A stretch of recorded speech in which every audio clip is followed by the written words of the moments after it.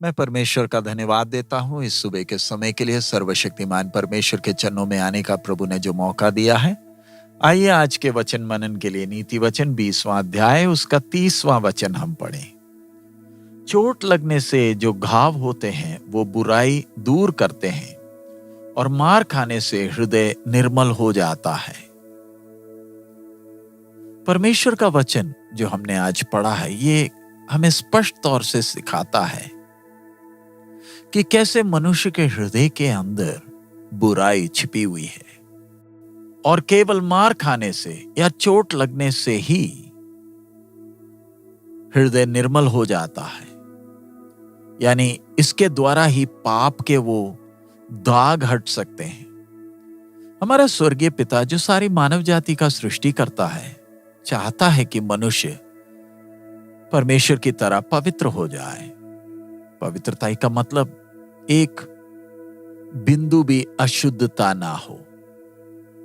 इसलिए पवित्र परमेश्वर बार बार इस्राएल के कौम को चेतावनी देता था कि जैसे परमेश्वर पवित्र है वैसे वो भी पवित्र हो, क्योंकि परमेश्वर अपने बच्चों से यही चाहता है। इस्राएल के कौम इस बात की गंभीरता को समझ नहीं पाए होंगे, क्योंकि उनको लगता था कि अगर हम बलि चढ़ाए या चढ़ावा लेकर आए तो वो पापमय स्वभाव से छुटकारा पा सकते हैं, उनकी सोच थी। लेकिन धीरे धीरे उन्हें एहसास हुआ कि ये बाहर की कोई भी भक्ति से उनके हृदय को अशुद्धता से शुद्ध नहीं किया जा सकता था। जब वो गलती करते थे उन्हें कठिन सजा भी मिलती थी प्रभु से। जिस प्रकार एक बाप अपने बच्चों को सजा देता है ताकि बच्चे अच्छे हो जाएं। पुराने नियम के संतों को परमेश्वर ने इतना ऊंचा मापदंड नहीं दिया था जो प्रभु ने हमारे सामने रखा है, क्योंकि परमेश्वर जानता था कि वो पाप के गुलाम हैं। उन्हें परमेश्वर ने व्यवस्थाएं दी थी ताकि अपने जीवन में अनुशासन से रहे, और ये व्यवस्थाएं उनके बाहर के जीवन के लिए था, बाहरी तौर पर। लेकिन ये व्यवस्थाएं काफी थी एक व्यक्ति को एहसास करने के लिए कि उनके अंदर पापमय इच्छाएं हैं जो उन्हें अपने वश में रखता है।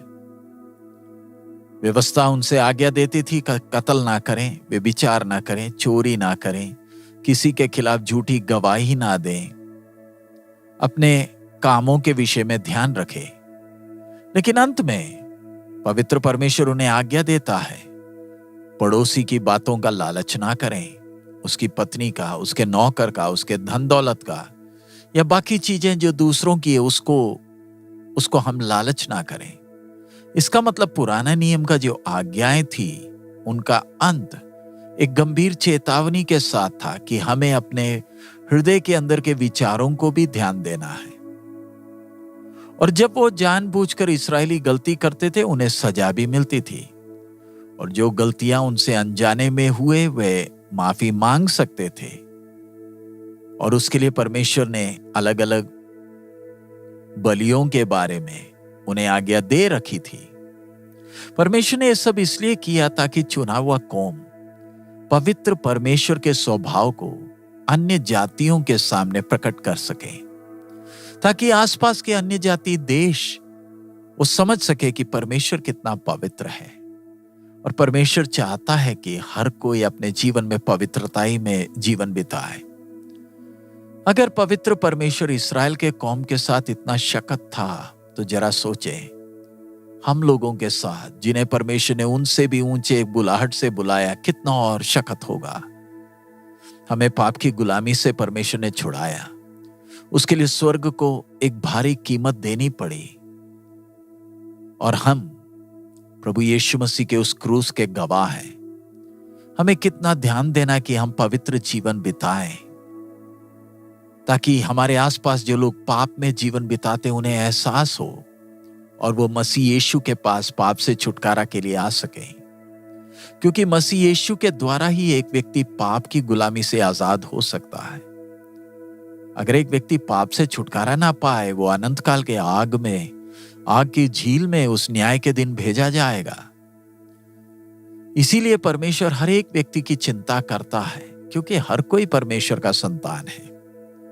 और जब एक व्यक्ति अपने आप को परमेश्वर के क्रूस के तले आकर समर्पित करता है, प्रभु को अपना उद्धार करता और प्रभु कर स्वीकार करता है, उसके अंदर एक नया जन्म का अनुभव होता है और वो परमेश्वर के परिवार का सदस्य बनता है और नई वाचा का भागी होता है मसीह यीशु के खून और इस बलिदान के द्वारा।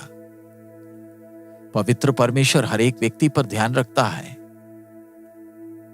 क्योंकि हर एक के जीवन के प्रति स्वर्ग को एक बड़ी जिम्मेवारी है और क्रूस के इस काम को दुनिया के सामने मजाक नहीं किया जा सकता। परमेश्वर चाहता है कि परमेश्वर के संतान संसार के सामने क्रूस पर के काम को, परमेश्वर के पवित्र स्वभाव को प्रकट करें। हमारे अंदर वो पुराना स्वभाव है, कई बार जानबूझकर या अनजाने में हमसे गलतियां होती हैं और ये परमेश्वर के पवित्र स्वभाव के विरुद्ध है और फिर हमारा स्वर्गीय पिता हमारी ताड़ना करता है अलग अलग माध्यमों के द्वारा। लेकिन सवाल है, परमेश्वर के संतान के तौर पर क्या हम ये ताड़नाओं को जो हमारे पिता के द्वारा हमें मिलती है, क्या हम उसको स्वीकार करने के लिए खुश हैं? क्या हम स्वर्गीय पिता से विनती करते हैं कि हमें अंदर से शुद्ध करे ताकि हम परमेश्वर के पवित्र स्वभाव में बढ़ सकें? जब हम परमेश्वर के पवित्र उपस्थिति में आते हैं, क्या हम अपनी गलतियों को, अपनी गंदगियों को देख पाते हैं, या हमारी आंखें सिर्फ आशीष के ऊपर टिकी हैं? जो बातें हमारे पास नहीं है, केवल उन्हीं चीजों को पाने के लिए क्या हम उसी के लिए इच्छा रखते हैं? क्या हमें एहसास है हम पृथ्वी में थोड़ी देर के लिए हैं और हमें संसार के हर मलिनता से शुद्ध होकर इस संसार से जाना है? अगर पुराने नियम के संतों के साथ परमेश्वर इतना शक्त था, तो ध्यान रखें, अनुग्रह के युग में परमेश्वर से कोई ढील की उम्मीद ना करें। हमने परमेश्वर के अनुग्रह को चखा है जिसके लिए हम लायक नहीं हैं। हमने परमेश्वर की भलाइयों को भरपूरी से अनुभव किया है, परमेश्वर के वायदे, परमेश्वर के आशीषों को पाया है। सो आइए इन दिनों में परमेश्वर से जब ताड़ना पड़ती है, खुशी से उसे स्वीकार करें ताकि हम परमेश्वर के स्वभाव में बढ़ सकें। हम सजाओं से भागने का प्रयास ना करें, क्योंकि हमारे शुद्धिकरण के लिए यह ताड़ना अति आवश्यक है। हम इस संसार से एक बार चले जाए, फिर हमें दोबारा शुद्ध होने का मौका नहीं है। सो इन दिनों में हम प्रभु के क्रूस के तले अपने आप को समर्पित करें ताकि हम स्वर्गीय पिता के पुत्र ठहराएं और स्वर्ग हमारे विषय में अभिमान करने पाए। आइए हम प्रार्थना करें। हमारे अनुग्रहकारी पिता, हम आपका धन्यवाद देते इस समय के लिए। बाप, आपके वचन के सामने आए और आप हमें सिखा रहे हैं कि जैसे आप पवित्र हैं, आप चाहते हैं हम भी पवित्र हो जाएं। आपकी ताड़नाओं के लिए धन्यवाद प्रभु, आप हमें शुद्ध करें। आज सुबह हम विनती करते प्रभु, जैसे आप पवित्र हैं वैसे हमें भी इन दिनों में पवित्र होने के लिए मदद करें, ताकि पवित्रता के बिना हम आपको प्रसन्न नहीं कर सकते।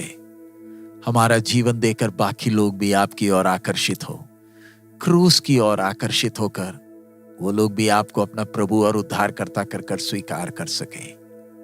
प्रभु, आपकी आशीष, आपकी महिमा हम चाहते हैं। सब महिमा आप ही को देते प्रभु, यीशु मसीह के मधुर नाम से हम मांगते हैं, आमीन। प्रभु हम सबको बहुत आयत में आशीष दे। हमारा प्रभु अति शीघ्र आ रहा है। मारा ना था।